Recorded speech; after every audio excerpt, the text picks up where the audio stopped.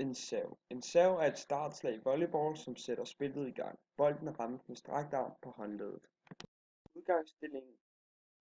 Udgangsstillingen holdes ved statisk arbejde i sædemusklerne. Skal ballerne de 4 knæstrækker, sidder her, og lægmusklerne samt den fylder musklerne. Fase 1b.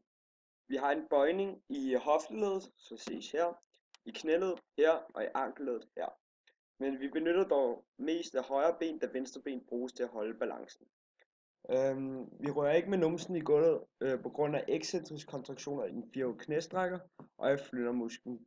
Så her. Vi har koncentriske kontraktioner i hasemusklen, så sidder om bag på knæet. Men musklerne arbejder dog ikke rigtig koncentrisk på grund af tyngdekraften.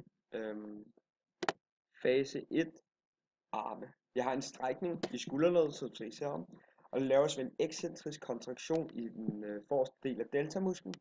Vi har en bagudføring af skulderledet, og det laves ved en koncentrisk kontraktioner af den brede rygmuskel, som sidder herom, og af den bagerste del af deltamusklen, som er den bagerste del af skulderen. Vi har en strækning i albueledet, og det laves ved en koncentrisk kontraktion i den trehovede armstrækker, og ved en excentrisk kontraktion i den tohovede armbøjer, som biceps og triceps. Vi har en strækning af håndledet her, så jeg helt kan se det, og det laves ved en koncentrisk kontraktion i musklerne på underarmens overside, og en excentrisk kontraktion i musklerne på underarmens underside. Fase 2b. Vi har en statisk position i venstre ankelled og en strækning i højre ankelled, som vi kan se her. Vi har stadig en bøjning i højre og venstre knæled, samt en strækning i hofteledet her. Og benene bruges til at holde balancen, når man er sad. Vi har en bøjning af knæledet, og det sker ved excentrisk kontraktioner i en 4 knæstrække, gør vi ikke over på numsen. Vi har en strækning af hofteled, og det sker ved koncentriske kontraktioner i sædemusklerne og ballerne herom, og hasemusklerne, som sidder herom. Vi har en strækning af højre ankelled, og det sker ved excentrisk kontraktion i den forreste del af skinnebensmusklen, så her, og en koncentrisk kontraktion i flyttermusklen og den toede lægmuskel, som herom på lægen. Men man kan sige, at musklerne arbejder egentlig ikke koncentrisk. Jo, sædemusklerne, men ikke så meget de andre, da det er tyngdekraften, der gør. Fase 2. Arme. Vi har en bøjning af skulderled, ses her, og det laves ved en koncentrisk kontraktion i den forreste del af deltamusklen. Vi har en fremadføring af skulderledet, og det laves ved en excentrisk kontraktioner i den brede rygmuskel og den bagerste del af deltamusklen. Her. Vi har en strækning af håndledet, ja, og det laves ved en koncentrisk kontraktion i musklen på underarmens underside og excentrisk kontraktioner i musklerne på underarmens underside. Ses øvelsen i praksis. Et fingerslag. Et fingerslag er et oplæg til et angrebsslag. Bolden modtages i bøjede arme og afsendes i strakte arme på fingerspidserne.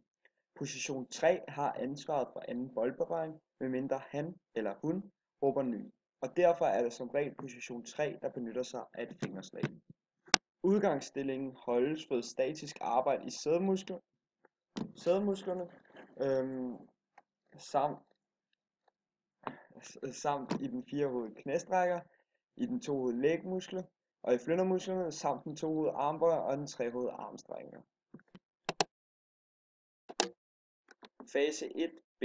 Vi har en bøjning i knæleden, som ses her, og i ankelleden hernede, og vi har at gøre det ved excentriske kontraktioner i den 4 knæstrækker og i flyttermusklerne og i den 2 lægmuskel, og det gør, at vi ikke rører på numsen.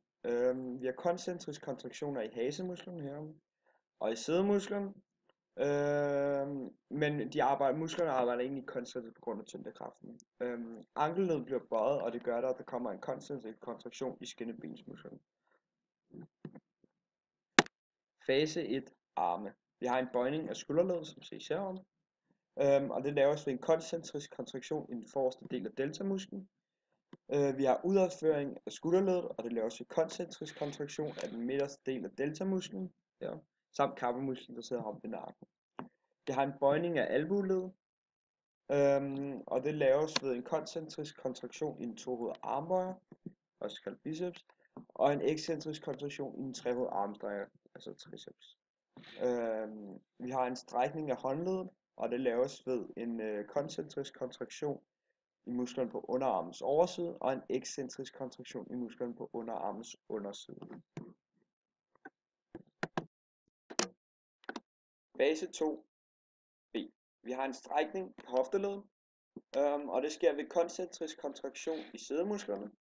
Vi har en strækning i knæleddet, det her, og det sker ved en koncentrisk kontraktion i den firehovedede knæstrækker og ekscentrisk kontraktion i hasemusklerne herom bagpå. Fase 2 arme. Vi har en strækning af albueleddet, her.